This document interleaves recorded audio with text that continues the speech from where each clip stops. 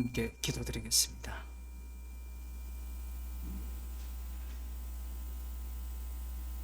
십자가 지신 주님만 평하게 하시고 우리들을 날마다 쇠하게 하셨어. 십자가이신 주님의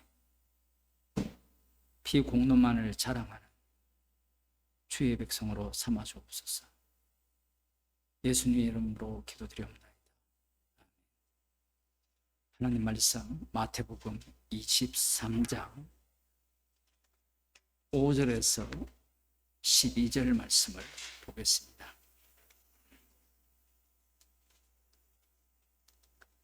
7절까지만 보겠습니다. 신약 성경 39쪽입니다. 저희 모든 행위를 사람에게 보이고자 하여 하나니 곧 그 차는 경문을 넓게 하며 옷수를 크게 하고 잔치의 상석과 회당의 상자와 시장에서 문안받는 것과 사람에게 랍비라 칭함을 받는 것을 좋아하느니라. 아멘. 차는 경문, 차노는 경문은 신명기 6장 8절에 나오죠. 하나님의 율법을 이렇게 차는 겁니다. 뭘 이렇게 차고, 옷술은 그 옷 끝부분에 다는 그러한 것들인데, 차는 경문에는 율법이 들어있어요.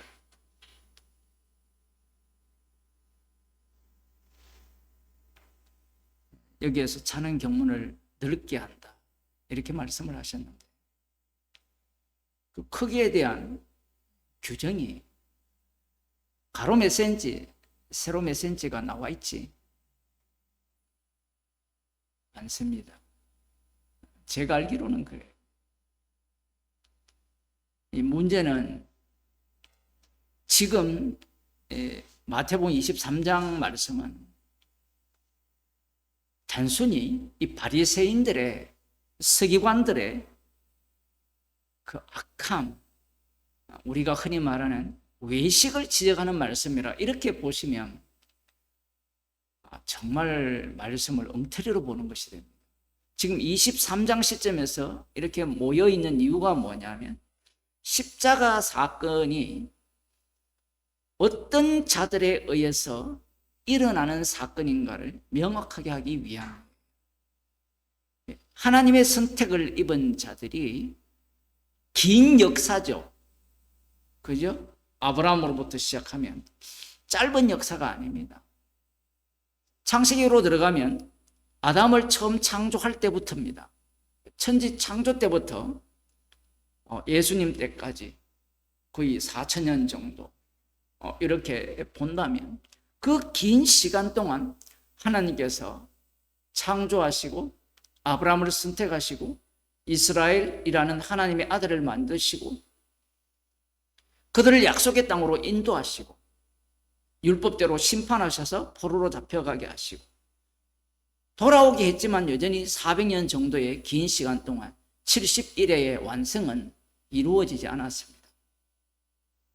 제가 지금 마태복음 할 때 계속해서 이 내용을 반복하는 이유가 뭐냐면 이 전체를 담지 못하게 되면 지금 사복음서에 나오는 내용을 우습게 본다라는 거예요. 어떻게 우습게 보느냐? 바리새인들은 외식하는 인간들이어서 별거 아니야. 이런 판단은 누구도 할 수 있어요. 여러분, 예수 안 믿는 사람에게 마태복음 23장을 읽고 해석해 보라 그러세요. 해석 못할 사람이 없습니다. 차는 경문을 넓게 하고 옷수를 크게 하고 사람에게 보인다. 이거 성령 못 받아도 알아요, 몰라요? 다 알아요. 성령이 필요 없습니다. 이런 본문 해석은 그러면 이 본문이 하나님의 감동으로 되어서 성령에 의해서 기록되고 예수님 같은 경우에는 하나님이시잖아요. 하나님의 말씀이라면 반드시 성령이 동행을 하시잖아요. 제자들이 지금 이 말을 알아들을까요? 못 알아들을까요? 제자들은 신이 났죠. 왜? 저 나쁜 놈들. 꼭 누구 같아요? 누가 보면 18장에 나오는 바리새인 같잖아요. 예수님은 우리의 왕이십니다. 우리는 누구와 같지 않아? 외식하는 저 바리새인과 서기관 같지 않고 차는 경문도 넓게 안 해요. 넓게 한다라고 예수님이 말씀하시면 그 다음 어떤 인간이 등장할까요? 작게 하겠죠.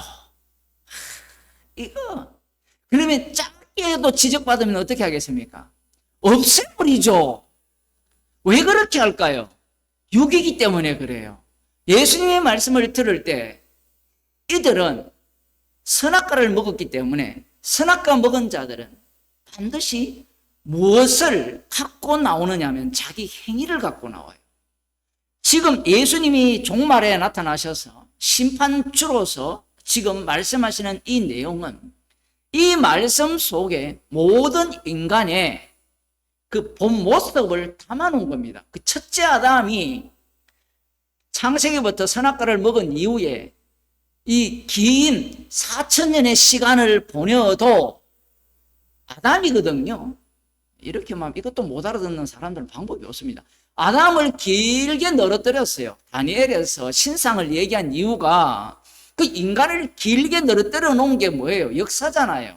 그걸 세우면 뭐가 됩니까? 우상. 옆으로 눕히면 우상의 역사. 그 우상의 역사가 이렇게 진행이 되는데 그 긴 시간 동안 마지막 선지자들이 외치거든요. 종말이라고 외쳐요.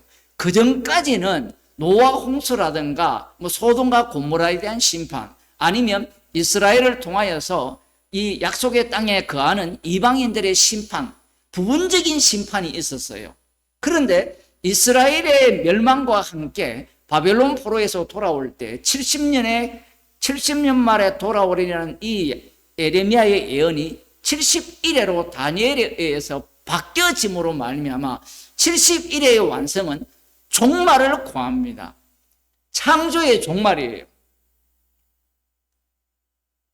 그 창조의 종말을 구할 때 그 종말일 때에 죄악이 관영한 모습은 소돔과 고모라에 비교가 안 돼요. 예수님이 비교를 하거든요. 소돔과 고모라에 가서 이만큼 기적을 했다면 저들이 회개했을 것이라 이야기합니다. 그 말씀을 사람들은 어떻게 이해하느냐 하면 계시사 전체 속에서 말씀을 보는 게 아니라 그만큼 악하다 이 얘기밖에 할 줄 몰라요. 시간이 흐르면서 계시가 주어지면 주어질수록 계시가 주어지면 주어진다. 시간이 흐른다를 다르게 표현하면 언약이 새롭게 계속해서 갱신됩니다. 뭐 말은 갱신인데 사실은 갱신해봤자 아무 소용없어요. 어쨌든 언약을 계속해서 주심으로 말미암아 언약을 갱신한다는 말은 인간들은 그 언약 갱신을 뭘로 보는가 하면요. 구원으로 봐요. 언약이 갱신된다는 것은 그만큼 죄의 깊이가 깊어진다라는 얘기예요. 언약 신학을 하는 사람들은 이런 이야기를 안 해요. 왜? 구원에 미쳐 있거든. 새 언약이 세워지면 죄의 깊이는 이들은 종말로서 지옥 갈 자는 지옥 보내고 천국 갈 자는 천국 보내도 되는 그 죄가 드러나는 시점이에요. 그걸 선지자들의 예언에 따르면 종말이라고 하는 겁니다. 그 종말이 이루어지는 나라가 천국이에요. 그러면 유대인들 입장에서 복음은 무엇이 복음일까요?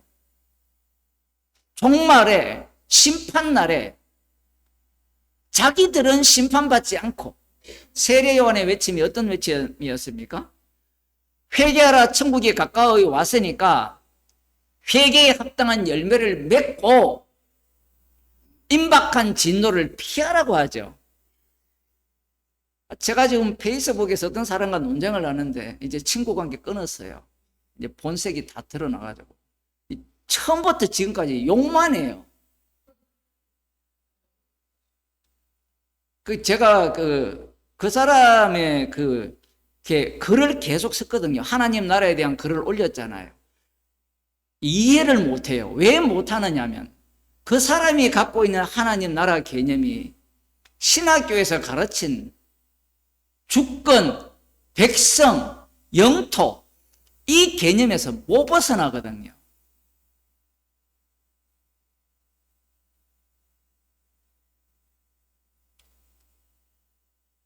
세례 요한이 기다린 하나님 나라는 심판의 나라예요.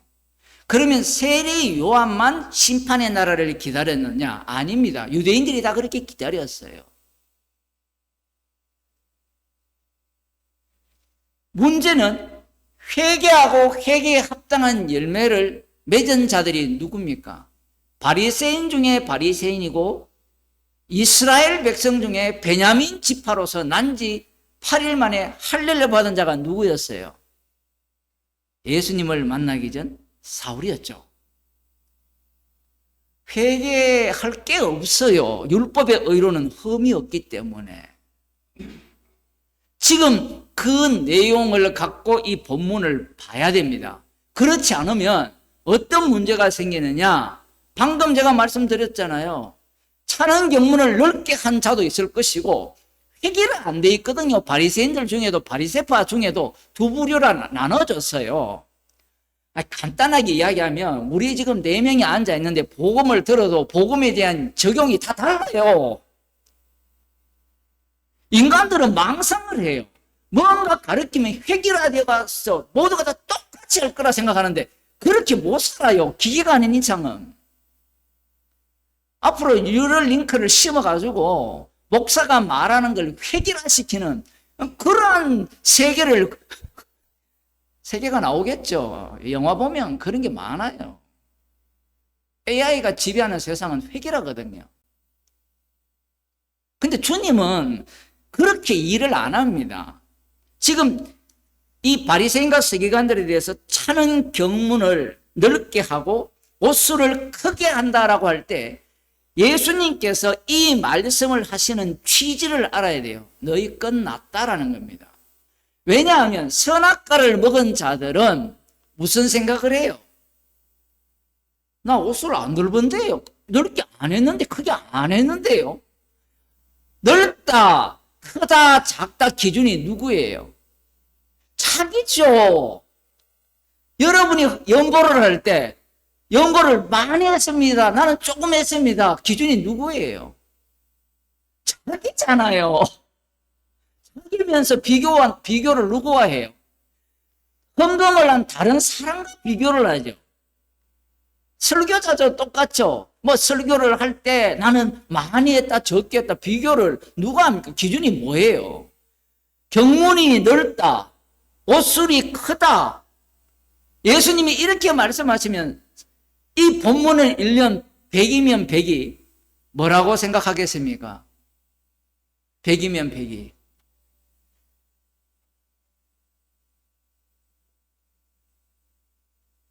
네? 뭐 화면이 끊겨서 방법이 없어요. 기계가 고장났대요. 수리하는데 너무 비싸서 안 됩니다.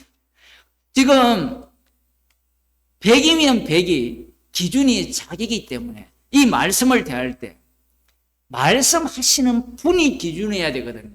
그럼 예수님 앞에 서게 되면 경문을 작게 하든 크게 하든 없애든 옷수를 넓게 하든 작게 하든 없애든 모두가 다 어떤 인간들이다? 잔치에 상석에 앉고 싶어하고 회당의 상좌에 앉고 싶어한다 이 얘기예요. 이 율법이라는 것은 인간의 죄를 드러내는 율법이거든요. 지금 다시 역사를 다시 이야기할게요. 경문 버렸어요. 옷술도 집어치워서 망했거든요. 망해서 돌아와서 에스라 느헤미야의 개혁 정신을 이어받아서 이제 예수님 때 종말 때가 왔을 때 바리새파들이 등장을 하고요. 사두개파들이 등장을 해요. 물론 저거들은 저 밑에까지 연결되어 있다고 주장을 하지만 연결됐냐 안 됐냐 이거는 하나도 안 중요합니다. 예수님은 연결됐다 안 됐다가 중요하지 않아요. 연결 안 돼도 연결됐고요. 연결돼도 연결됐어요. 왜? 다 첫째 아담만에 있기 때문에. 율법을 주니까 안 지키죠. 안 지키니까 심판을 냈어요. 심판을 하니까 이들이 대옥각성을 한 겁니다. 그래서 지금 바리새파들이 등장하여서 경문을 넓게 하고, 넓게 하면 눈에 확 띌 거잖아요. 맞죠? 목사들이 여기에 이렇게 메고 로만 칼라 그 신부들이 매잖아요. 그러면 왜 맵니까? 예? 편하도록, 눈에 확 띄도록. 그거 하는 것도 문제지만 하면 또 하지 말라는 인간도 문제예요. 안 하는 인간들은 자기들이 어렵다고 생각하거든. 나는 저런 걸 안 해. 해 아래 죄 아닌 것이 없습니다. 모든 게 죄예요. 어떤 사람들은 그렇게 이야기하잖아요. 교회의 건물을 없애야 된다. 어떤 사람은 인터넷 교회 하겠다고 덤비거든요. 인터넷 교회 하는 이유는 간단해요. 장사할 곳이 없어서 그래요. 그 인터넷이라는 곳은요, 무한대거든요. 자본이 필요 없습니다. 그래서 자기 설교를 올리면 그냥 낚시질을 하는 거예요. 걸려드는 사람, 그 사람을 통해서 연보를 받는지 안 받는지 모르지만 그걸 하겠다는 거예요. 말씀을 우습게 여기죠. 모이기를 힘쓰라는 말씀이 이게 한 기퉁에 있으니까 이들은 그걸 싫어해요. 왜냐하면 기존 기성 엉터리 교회가 모이기를 힘써가지고 개판 만들었거든요. 건물 크게 세우니까. 그러면 이들은 말씀을 중심으로 하여서 십자가이신 주님이 기준이 되어야 되는데 그게 기준이 아니고 뭐가 기준이죠? 문제인이 기준이에요. 문제 있는 사람을 기준, 교회를 기준으로 해서 괜찮은 교회를 세우려고 하는 겁니다. 지금 23장에 나오는 이 외식하는 자들에 대한 이 주님의 심판은 모르는 사람이 없어요. 그런데 이 본문을 누가 제일 좋아할까요? 누가 제일 좋아할까요? 성도들 하나도 없는 사람들. 예배당 건물 없는 목사들이 제일 좋아해요.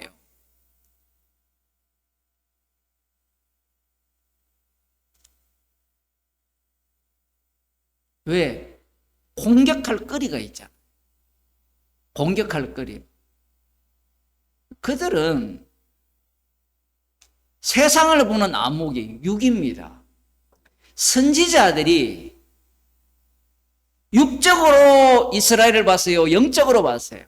이게 질문 진짜 중요한데 성경 전체를 이게 보는 안목인데요. 선지자들은요 육적으로밖에 못 봐요. 그런데 그 육적으로 본 게 영이에요. 이걸 못 알아듣는 사람들한테 제가 다시 쉽게 말씀드릴게요. 엘리야가 어땠습니까? 하나님의 지시를 따라서 가뭄을 선언하고 비도 내리고 그 전에 바알과 아세라 거짓 선지자들을 850명을 몰살했잖아요. 그 이후에 어떻게 합니까? 이세벨이 저놈을 안 죽이면 나도 죽겠다. 당장 죽이겠다니까 그러면 나 살라고 도망가면서 뭘 합니까? 하나님께 기도하죠. 다 죽이고 나만 남았다. 하나님 뭐라 합니까? 바알에게 무릎을 꿇지 않는 자 7천이 남아있다 이야기예요. 자신이 하는 일이 영적인 일인데 자기는 그 일을 육적으로밖에 못 봐요. 그게 세례 요한이었어요. 세례 요한이 전가한 내용은 다 영적인 일입니다. 그런데 놀랍게도 자기가 예수님에 대해서 소개해놓고 예수님이 하신 일을 몰라봐요. 그게 선지자들의 한계예요.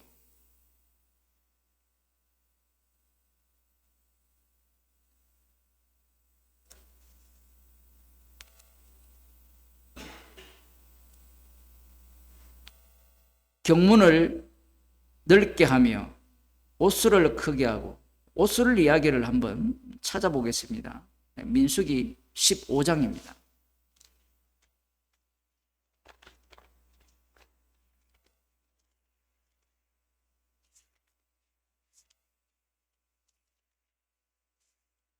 (15장) 37절.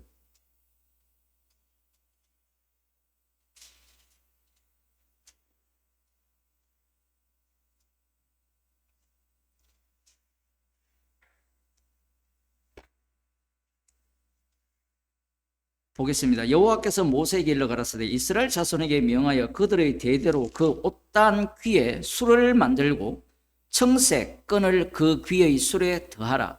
이 술은 너희로 보고 여호와의 모든 계명을 기억하며 준행하고 너희로 방종케 하는 자기의 마음과 눈의 욕심을 쫓지 않게 하기 위함이라. 경문은 어때요? 성경 구절이 들어있는 상자도 마찬가지죠. 그죠? 칼에 차는 것도 성경 구절이 들어있고, 이 모든 말씀들은 무엇을 하기 위함이에요? 너희로 모든 계명을 기억하여 준행하고 너희로 방종케 하는 자기의 마음과 눈의 욕심을 쫓지 않게 하기 위함이에요. 금지된 선이 있잖아요. 그 선을 주신 것은 들어오지 말라는 거잖아요. 맞죠? 지금 그 말씀을 하시는 거거든요. 그 옷수를 달아라는 것은 율법을 기억하고 너의 마음과 욕심을 쫓지 않도록 하기 위함이에요. 그 욕심을 어떻게 40절을 보면 그리하면 너희가 나의 모든 계명을 기억하고 준행하여 너희의 하나님 앞에 거룩하리라. 나는 너희의 하나님이 되려 하여 너희를 애굽 땅에서 인도하여 낸 내 하나님 여호와 너희 하나님이니라. 나는 여호와 너의 하나님이라. 자, 이렇게 말씀을 하셨어요. 지금 이 말씀은 여러분이 잘 아시다시피 출애굽한 이후에 얼마 지나지 않아서 가데스 바네아에 도착했습니다. 그래서 정탐꾼을 보냈죠. 정탐꾼을 보낸 이후에 그들이 모세를 원망합니다. 여호수아 갈렙 외에는 우리를 죽이려고 여기까지 인도했느냐. 애굽으로 제장을 새롭게 세워서 애굽으로 돌아가자. 애굽이 차라리 노예로 살지언정 더 행복한 곳이다. 그래서 하나님께서 40년 동안의 광야길을 말씀하셨죠. 38년이죠. 토탈하면 40년인데. 그 13장 그 사건 이후에 주신 율법이에요. 그러니 지금 우리가 보는 15장은 광야 38년 이전이에요. 표현을 하면. 사건이. 옷수를 이렇게 달라고 하신 말씀은 너희가 마음과 눈의 욕심을 쫓지 않게 하려 함이라. 마음과 눈의 욕심. 이야, 정말 이거 무시무시하거든요. 잘 보세요. 옷수를 달았죠. 율법을 기억하죠. 율법을 기억하게 되면 마음의 욕심이 어떻게 나올 거냐 얘기예요. 여러분, 율법을 기억하면 마음의 욕심을 어떻게 쏟아내겠습니까? 구약에도 나오거든요. 그게 16장 사건이에요. 16장 사건은 38년이 지나서 곧 약속의 땅에 들어가기 전의 사건이 우리들이 잘 아는 고라 사건입니다. 옷수를 달아라. 마음과 눈의 욕심을 쫓지 않게 하기 위해서다 라고 명하셨어요. 명하셨다면 여러분 같으면 어떻게 살겠어요? 이게 법이라는 것이, 율법이라는 것이 희한하게도요, 하나님의 율법의 특징이 뭐냐면 율법을 주시면 율법대로 되어진다는 거예요. 그 마음과 욕심을 따라 살지 않게 하기 위해서다라고 할 때는 이 말씀은 반드시 말씀대로 되어지는데, 문제는 이 말씀을 누구에게 하시느냐라는 게 중요한 거예요. 분명히 상대가 이스라엘이에요. 그런데 이스라엘이 이 율법에 대해서 어떻게 반응을 합니까? 마음과 눈의 욕심을 버리고 여호와 하나님만 경외합니까? 안 하죠. 오히려 옷수를 달라고 명하여서 마음과 눈의 욕심을 따르지 말라는 그 말씀과 정반대 마음 태도가 나와요. 정말 희한하죠, 이게. 왜 그럴까요? 그게 중요합니다. 왜 그럴까요? 율법을 주신 목적은 율법의 완성자이신 십자가이신 예수님을 증거하기 위함이에요.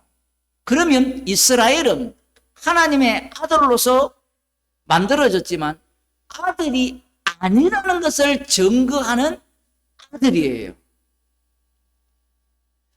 이스라엘은 하나님의 아들이 어떤 분인가도 증거하고, 증거하면서 우리는 아들이 아니다라는 것도 증거합니다.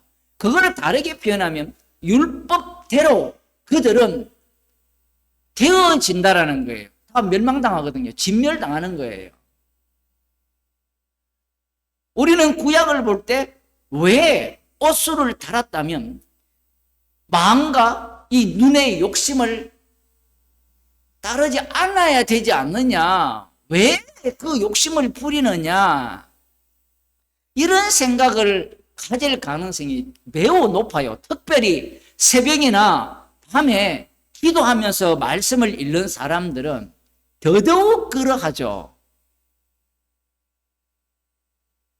그런 사람이 갑자기 부모님이 돌아가셔서 재산 100억 나누는 문제가 발생하면 어떻게 돼요? 여기까지 줄 수 있지. 근데 그 상대가 맨날 부모님을 그 애미기던 상대였다면, 애를 먹이던 상대였다면, 동생이었다면 주겠습니까? 좀 더 심하게 이해해볼까요? 16장 봅시다. 레이의 정손 고하스의 손자 이스하르의 아들 고라와 르벤 자손 엘리압의 아들 다단과 아비람과 벨렛의 아들 온이 당을 짓고, 나름 이들도 레이지파라는 겁니다. 레이지파. 혈통이 니만 레이지파냐? 나도 레이지파라는 거예요.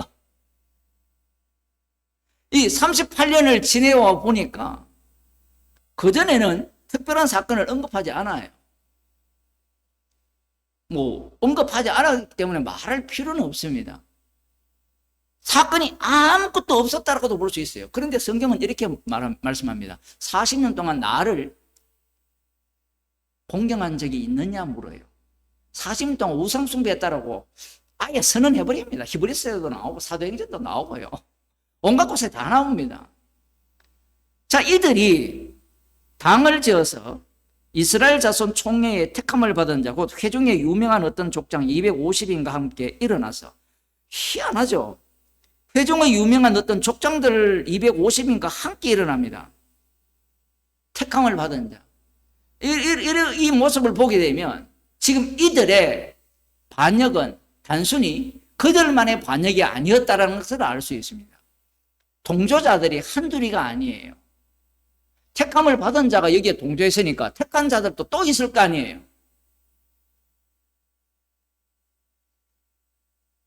(3절에) 보면 50인과 함께 일어나서 모세를 거스르니라. 그들이 모여서 모세와 아론을 거스려 그들에게 이르되 너희가 분수에 지나도다. 회중이 다 각각 거룩하고 여호와께서도 그들 중에 계시거늘 너희가 어찌하여 여호와의 총회 위에 스스로 높이느냐. 옷수를 달았어요. 옷수를 달았잖아요. 달아서 보니까 이들은 어떻게 살았을까요? 내용이 없잖아요. 38년 동안. 사건이 없으니까 말씀대로 살았다고 봐야 되죠, 지금. 마음과 눈의 욕심을 취하지 않았습니다. 이게 방금 그런 목사님 40년 동안 그 여호와를 대적했지 않습니까? 그 말이에요. 38년 동안 살았어요. 사니까 이제 그때부터 어떤 태도를 취할까요? 어떤 태도가 나올까요? 율법을 열심히 공부했습니다. 38년 동안. 달달 외웠어요. 그리고 옷수를 달고 다니면서 어떻게 살았겠습니까? 말씀대로 살았어요. 그렇게 보니까 자기들의 리더 모세, 아론 별거 있습니까? 없습니까? 지나게나 똑같아요.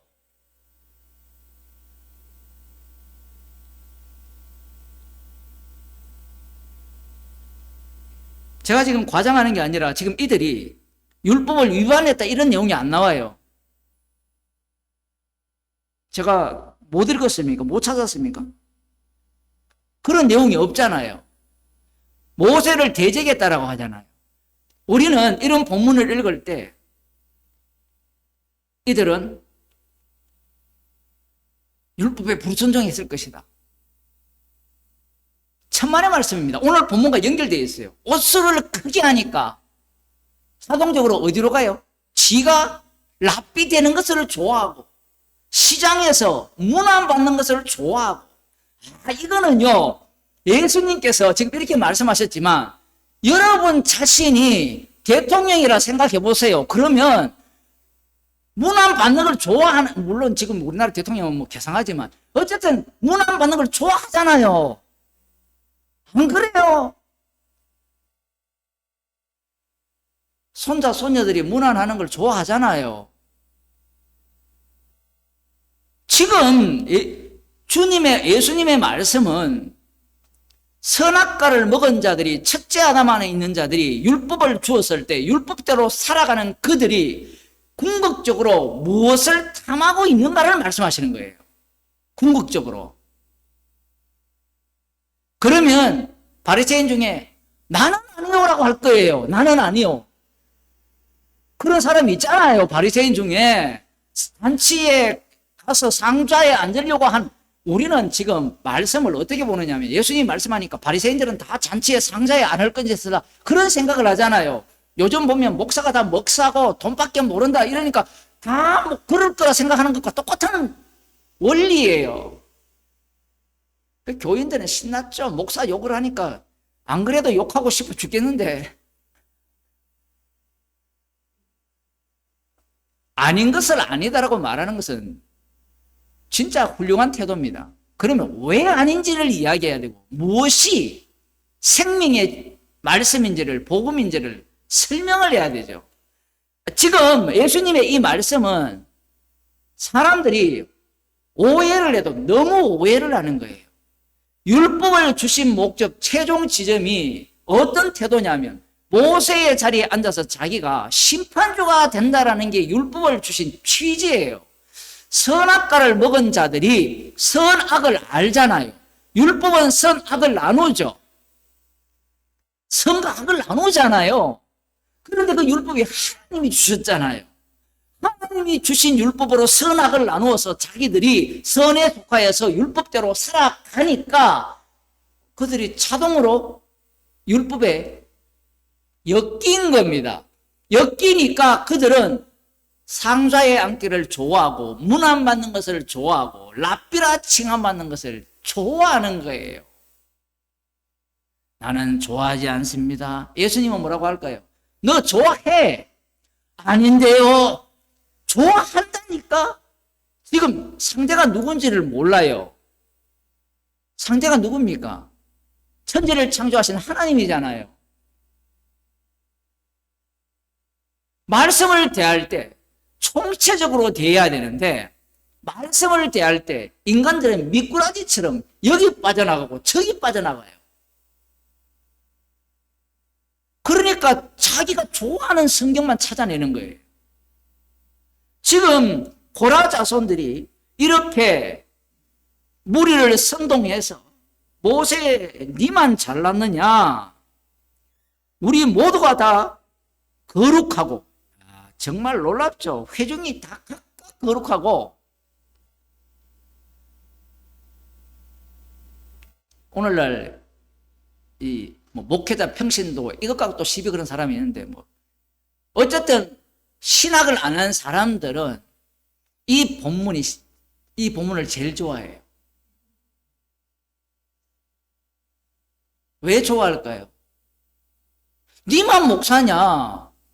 나도 목사하고 싶은 거예요. 그 나대는 사람들은 그 사람들이 신학을 하죠. 그 사람들이 리더가 되면요, 지가 욕했던 목사보다 더 악한 인간이 돼요.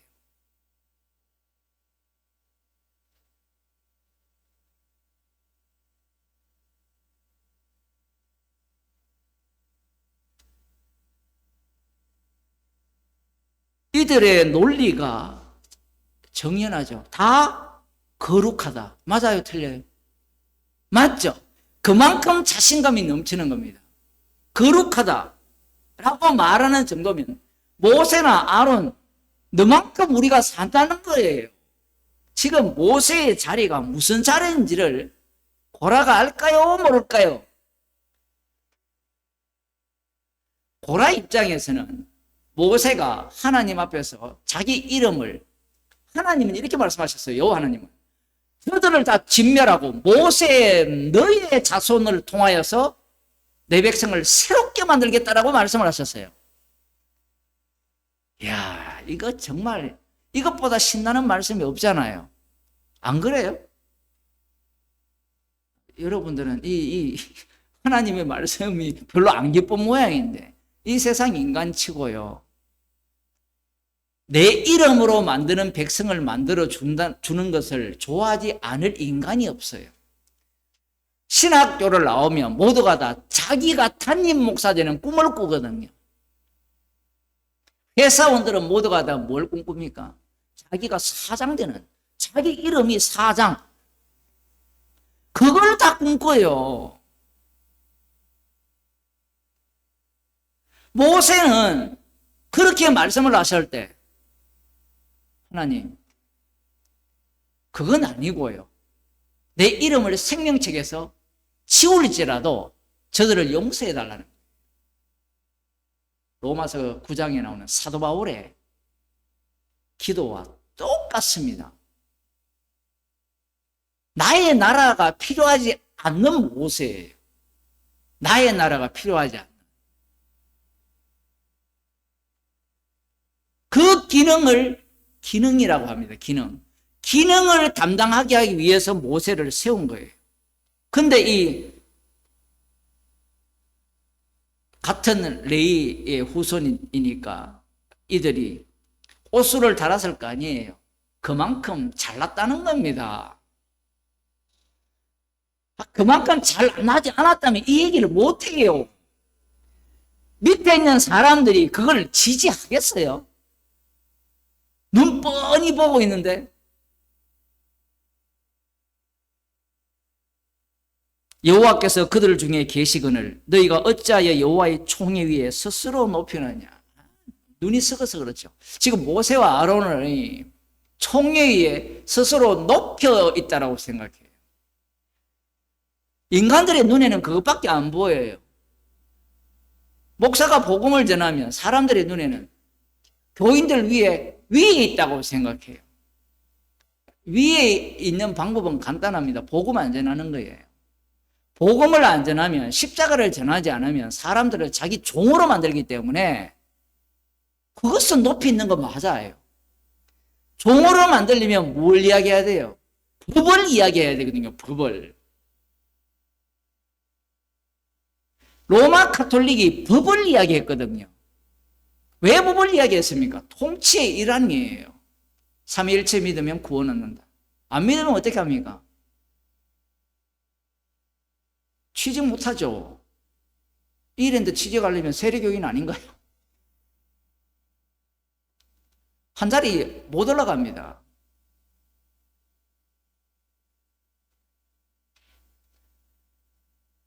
교회도 카톨릭 교회도 마찬가지잖아요. 모든 게 권력이에요. 힘과 권력과 연결되어 있습니다. 복음이 이상하게 바뀐 거예요. 힘과 세상의 권세와 힘의 그 직결체가 하나님 나라라고 생각한 겁니다. 그렇게 하려면 어떻게 해야 돼요? 교리를 가르쳐야 돼요. 교리를 가르쳐서 외우게 하고 어떻게 해야 되죠? 따르게 해야 돼요. 그리고 대신에 그 교리를 벗어나면 어떻게 합니까? 죽여야 되죠. 그게 종교개혁입니다. 똑같은 흉내를 냈거든요. 교리를 만들어요. 신앙고백서를 만들어요. 같이 동의 안 하죠. 죽여버립니다. 역사적으로 기독교인이 기독교인을 제일 많이 죽였어요. 왜? 자기와 다르다고. 왜 그럴까요? 예수님은 십자가의 권력을 보여주셨거든요. 권세를. 이 땅에서는 죽으시는 권세예요. 그 죽으심이 마귀를 멸하는 권세예요.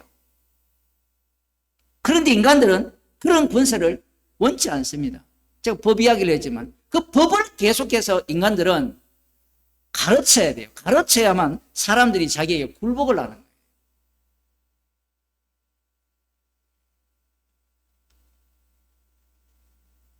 인간의 행위를 계속해서 요구를 하는 겁니다. 예를 들어 이런 거죠. 주일날 예배하고 드리러 오지 않으면 저주받습니다. 협박성 발언을 쏟아내는 거예요.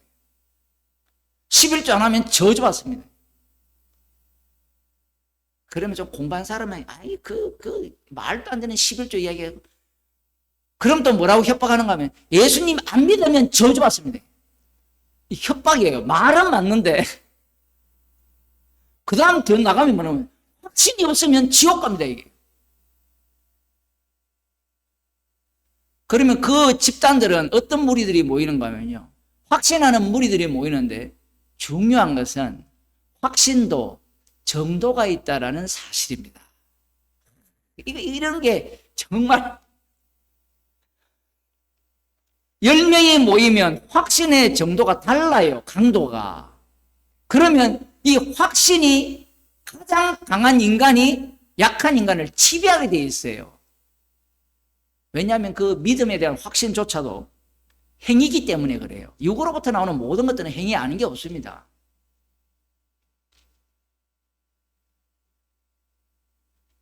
이 고라자손이 옷수를 이렇게 만들어서 마음과 눈의 욕심을 쫓지 않게 하게 하니까 나온 모습이 뭐냐면 모세나 나나 차이가 없더라 이거예요. 그러니까 우리가 다 거룩하고 그러니까 니만 총회 위에 스스로 높이지 말라. 분명히 알아요. 하나님께서 불렀다는 거 맞죠? 근데 여러분 이런 게 있어요. 누가 봤습니까 그걸? 맞잖아요. 오늘날 사기꾼들이 사이비 목사들이 하는 말이 뭐예요? 계시받았다. 그럼 누가 봤냐 물으면 방금 제가 했던 멘트를 똑같이 날려요. 모세가 받는 거 봤냐 이거예요. 봤나? 머리가 완전히 비상하죠. 이게 고라자손의 태도예요. 그런데 문제가 뭐냐면 모세를 불러서는 모세를 어떤 용도로 사용합니까? 그들 눈에는 지도자고 인도자로 보이지만 실제로는 지도자는 어떤 모습이에요? 자기 백성을 위해서 자기 이름을 생명책에서 지워달라고 하는 자예요. 그게 지도자예요. 원래 지도자. 그런데 보라의 눈에는 이제 율법을 지켜보니까 옷수를 달고 다녀보니까 이런 거 좀 해보셔야 돼요. 여러분 율법의 의로는 흠이 없어 보세요. 고개가 저절로 빳빳하게 올라갑니다. 참 꼭 안 해본 인간들이 지가 겸손하다고 이야기를 해요. 여러분 매일 밤 9시 반에 기도를 해보세요. 새벽 기도를 새벽을 하든 자랑 안 하고 싶어도요. 자랑한다니까요. 고라 자손이 특별한 게 아니에요. 옷술 때문입니다. 옷술을 주고 율법을 기억하고 눈과 마음의 욕심을 따르지 않으니까 그 다음 나오는 태도가 뭐냐면요, 너만 잘났냐 얘기예요. 그래서 불살라 죽여버립니다. 이러한 율법의 취지를 읽어도 깨닫지 못해요. 지금 이 내용을 옷술 이야기에 예수님이 담아놓은 겁니다. 그러면 이들이 이 본문을 읽을 때 이렇게 읽을 수 있느냐? 아니죠. 저 철딱선이 없는 인간들이 감히 어떻게 모세를 대적했느냐? 그러면서 그들은 마음의 마음을 다짐하여서 율법대로 살죠. 옷술을 크게 합니다. 크게 한 이유가 뭘까요? 눈과 마음의 욕심대로 행하지 않게 하기 위해서 크게 했어요. 그렇게 하고 난 뒤에 이들이 어떻게 살았습니까? 율법의 의로는 흠이 없게 살았다는 거예요. 6절, 잔치의 상석과 회당의 상자와 시장에서 문안받는 것과 사람에게 랍비라 칭함을 받는 것을 좋아하느니라. 안 좋아하는 인간 나와보라 그러세요. 네? 목사님 진짜 복음을 전하시네요. 칭찬하는데 안 좋을 인간 나와보라 그러세요. 없어요. 뭐 십자가 복음 전한다고? 복음 전한다고 안 좋아하겠어요? 주님이 죄인을 통해서 복음을 전해요. 근데 사람들은 뭘 원하는 거? 부처를 원해요. 부처. 그 부처를 원하니까 요즘은 뇌과학까지 발전을 해가지고요, 뇌과학과 명상 있죠. 명상선, 불교, 그거와 연결시켜가지고 기독교와 짬뽕을 해버립니다. 신이 되고 싶어 미친 거죠. 그렇게 훈련을 하면 두려움이 없어진대요. 깜짝 놀라지 않습니까? 사랑에는 두려움이 없나니. 그 말씀을 갖고 와서 내 속에서 계속해서 훈련을 하는 겁니다. 반복 훈련을 해가지고 두려움을 없애는 그 지경에 도달하는 그러한 가르침이 벌써 나왔어요.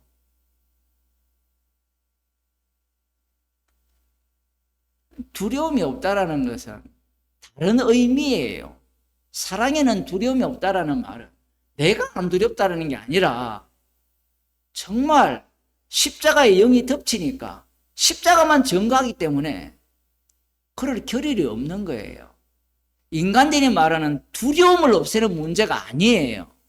성도는 두려워도 괜찮아요. 주님은 죄인을 부르러 오셨거든. 지금 이렇게 옷술을 넓게 하고 경문을 넓게 하고 옷술을 크게 했을 때, 자, 다시 이제 말씀이 이제 끝나가는 지점인데, 했을 때 이들이 형식적으로만 했느냐, 실제로 그렇게 하면서 말씀대로 살았느냐를 따져야 돼요. 그래서 제가 사도 바울을 언급하는 겁니다. 사도 바울이 빌립보서 3장에서 그 한 말이 그냥 주변 불어서 한 말이 아니라 계시 전체에서 보게 되면 이 사도 바울의 그 한 말이 사복음서에 나오는 바리새인들을 해석하는 키가 돼요. 그렇게 된다면 예수님이 너희들이 외식한다 지적하시는 그 모든 말씀의 의미는 우리가 갖고 있는 개념과는 달라요. 달라야 돼요. 왜냐하면 종말에 나타날 그 악마성의 그 실체는 말씀을 마음속에 새겨버리거든요. 신명기의 말씀에 나오잖아요. 에레미야 31장 33절에 보면 마음에 새긴다고 하셨거든요. 그 마음에 자기들이 새겨버려요.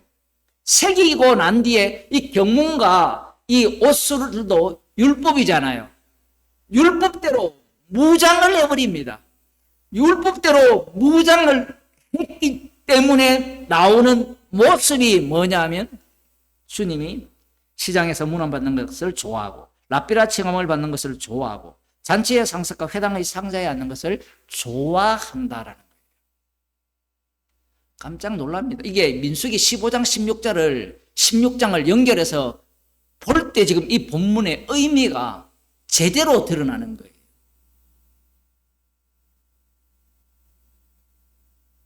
모든 인간은 이것밖에 안 됩니다. 그게 율법의 취지예요. 그러면 십자가의 영이 안 오면 어떻게 되느냐? 모두가 다 이 꼴로 가요. 제가 이거 설교를 들을지 안 들을 거예요. 왜냐하면 모르죠. 들을 수도 있는데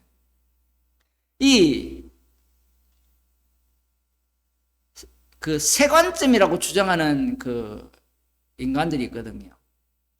신학자들이 있는데 그 사람의 영향을 받아가지고 구원은 십자가의 피로 된다라는 거예요. 그런데 그 피만으로는 들어갈 수 없다라는 거예요. 논리가. 그럼 어떻게 해야 되느냐? 하나님 백성다운 삶을 살아야 된다는 거예요. 예수님이 주님이니까 주님의 말씀에 우리가 순종해야만 요단강을 건널 수 있다는 겁니다. 무식해도 이렇게 무식할 수 없잖아요. 요단강을 순종해서 건넜습니까? 예? 요단강을 순종해서 건넜습니까? 요단강 건너기 바로 전에 지금 이 고라 사건이 등장했다는 것은 건널 인간들이나 건너지 못할 인간들이나 똑같다라는 이야기예요. 언약궤를 앞장 세워 건넜잖아요. 그러면 6월절 어린 양의 피로 출애굽했듯이 광야에서 약속의 땅에 들어가는 것은 똑같이 6월절 어린 양의 피로 들어간 거예요. 그러면 광야 40년 동안 뭘 보여줬느냐? 우리는 어린 양의 피에 권세만 전하다가 진멸당했어요. 바로 이분이 여호와의 이름입니다라는 것을 전하다가 끝났어요. 거기에 무슨 자기 구원이 있습니까? 문제는 십자가의 피로만 다 되는 게 아니라 피를 믿고 그게 뭐 성령의 1차 능력인지 모르겠지만 적어도 소설을 쓰니까 그래서 우리가 순종해야 된다는 거예요. 이 말이 왜 사람들에게 먹히느냐 하면요. 여러분 교회에 지금 예배드리러 오셨잖아요. 이 더운데 서울 36도 지금 또 32도인데 여기는 24도밖에 안 돼요. 내가 왔습니까? 은혜입니까? 성령을 받지 못한 사람들은요. 모든 하는 일을 뭐라고 생각하는가 하면 주님께 내가 순종했다고 생각해요. 내가 했다라고 하죠. 그러면 성도는 내가 안 했습니까?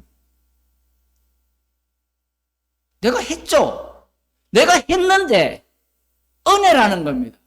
은혜가 되면 내가 어떻게 돼요? 부정당해요. 부정당하면서 주님이 하신 게 돼요. 그들은 지금 성령이 없기 때문에 뭐밖에 안 보입니까? 나의 순종밖에 안 보여요. 나의 순종밖에 안 보이니까 이들이 무슨 소리 하겠어요? 뭘 좋아하겠어요? 하는 경문을 크게 하고 옷수를 넓게 하여서 시장에서 문안받는 걸 좋아하겠죠. 사도 바울 보세요. 복음을 그렇게 전했는데 말년이 어땠습니까? 사람들이 그러잖아요. 끝이 좋아야 다 좋다고. 말년이 예수님하고 거의 맞먹어요. 말년이. 다 떠나갑니다. 몇 명 안 남아요. 왜 그렇습니까? 복음을 들을 때 이들이 복음을 뭘로 보는 거예요? 똑같은 겁니다. 시장에서 문안받는. 복음을 듣고 배운 자들 중에 디오드레메가 있잖아요. 요한 3서에 보면. 왜 이 사람이 교만해지고 거만해지느냐 하면 말씀을 깊이 알아가니까 사람들이 어떻게 합니까? 존경을 해요. 존경을 받고 인정을 받으니까 그걸 버리기 싫은 겁니다. 그런데 나그네들이 오거든요. 나그네들의 특징은 뭐냐면요. 오늘 복음 전하고 죽자라는 태도를 갖고 있어요. 근데 이 디오드레메는 한 지역에서 계속 복음을 전하니까 안정성이 생기잖아요. 처음에야 오늘 복음 전하고 주님이 가라면 가겠다 이런 태도지만 인간은 안 그래요. 나그네를 왜 영접하지 않겠어요? 돈이 아까워서 물론 그것도 있어요. 근데 나그네가 오면 십자가 복음의 내용을 낱낱이 얘기할 거 아니에요. 그러면 누가 공격을 받을까요? 디오드레메가 공격을 받아요. 사꾼이잖아요. 그게 들통나는 게 싫으니까 나그네를 영접하지 않는 겁니다. 희한하죠. 복음을 들었는데 왜 그런 태도가 나오느냐? 이 말씀이 그러한 거예요. 복음을 들으면 들을수록 모든 인간들은 뭘 좋아하느냐 하면요. 문안 받는 걸 좋아해요. 여기에서 못 벗어납니다. 나는 바리새인이 아니기 때문에 나는 상석에 앉는 걸 안 좋아한다. 여 목사들 모임에 가보세요. 목사들이 어떤 태도를 취합니까? 저 밑에 앉겠습니다. 저 옆에 앉겠습니다. 이래 나오거든요. 공안에 끝자리에 앉아 있는 거예요. 상석에 앉든 하석에 앉든 죄인일 뿐입니다. 말씀을 어떻게 보는 겁니까? 이 말씀을 단순히 바리새인들을 향해 사시는 말씀으로 보신다면 성령 못 받는 사람이에요. 반복이 돼요. 똑같이. 차는 경문과 옷수를 크게 하는 걸 뒤바꿔버리면 십자가 복음의 그 지혜의 깊이를 많이 알면 알수록 뭘 좋아할까요? 문안 받는 걸 좋아한다는 겁니다. 그래서 성령이 우리를 책망하지 않으면 우리는 게임 오버예요. 사도 바울을 통해서 이 고린도 교회가 희한한 일이 발생했잖아요. 십자가의 지혜를 들었는데 십자가의 지혜를 들었다면 자기를 부인할 거 아니에요. 희한하게도 십자가의 지혜를 들어놓고 자기를 부인하는 인간들이 무슨 팔을 만들어요? 바울 팔을 만들어요. 이것보다 코미디가 없어요. 팔을 만들었다는 것은 뭘 행세하고 싶은 거예요? 힘을 행세하고 싶은 거예요. 주님은 놀랍게도 자기 백성에게는 바울을 통하여서 쳐버립니다. 책망이 가오죠. 책망이 될 때 십자가 사건의 현장이 돼요. 그러면 우리는 목사님 우리는 존경 문안 받는 걸 안 좋아하면 안 됩니까? 벌써 노림수가 들어갔잖아요. 죄인들에게 그렇게 어렵습니까? 불가능하죠. 성령이 없으면요 죄인으로 드러날 수가 없습니다. 성령을 받은 자만이 말씀 앞에 현실 가운데 생활 가운데 십자가가 밝히 보이는 그러한 현장이 되는 겁니다. 기도하겠습니다. 하나님 아버지, 이스라엘을 선택하셔서 십자가 앞에서 인간의 본 모습이 어떠한 말을 한가를 밝히시고 십자가만을 자랑케 하기 위해서 우리들을 이러한 사태로 내모심을 감사하는 주의 백성이 되게 하여 주옵소서. 예수님 이름으로 기도드립니다. 아멘.